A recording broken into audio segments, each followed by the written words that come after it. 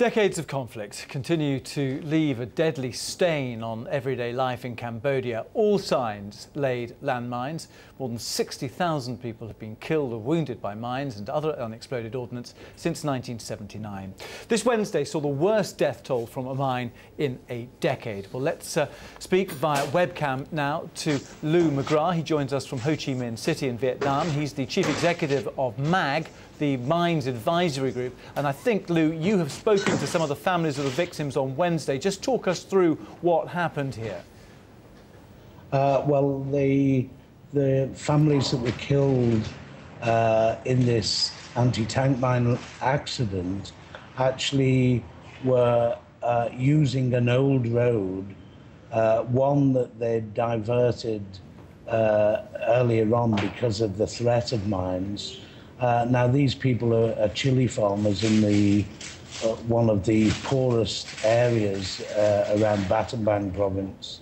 And because of the heavy rains and that they'd seen cattle going along the old road, they thought that they would be safe.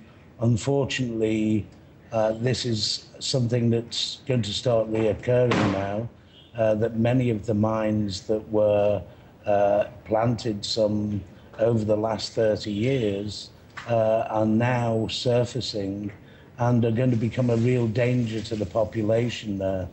Significant loss of life in just this one incident. I think the worst number of people killed for a decade, now, among them children. Yes, there was a mother and her child killed. There was a child who has lost both parents, who is now having to live with their grandmother, who's also very poor. Obviously, many of the children in the village have lost brothers and sisters and fathers and mothers.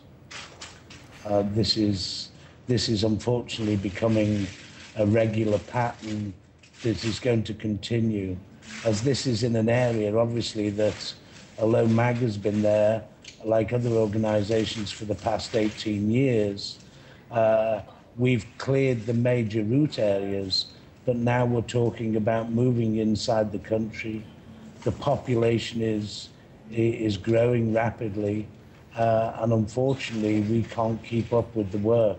A lot of these mines, of course, laid in the Khmer Rouge era, but all sides responsible for this. And how many maps were kept of where this ordnance was actually laid? Well, unfortunately, these weren't conventional military. I mean, the only areas where we do find that we can find clearance becoming easier, the ones that were laid as defensive minefields for people like the Vietnamese forces who were there. The Khmer Rouge laid mines in a nuisance way and specifically aimed at the civilian population. OK, Lou McGrath, thank you very much for speaking to us. Lou McGrath there, the Chief Executive of MAG, the Mines Advisory Group, speaking to us from Ho Chi Minh City.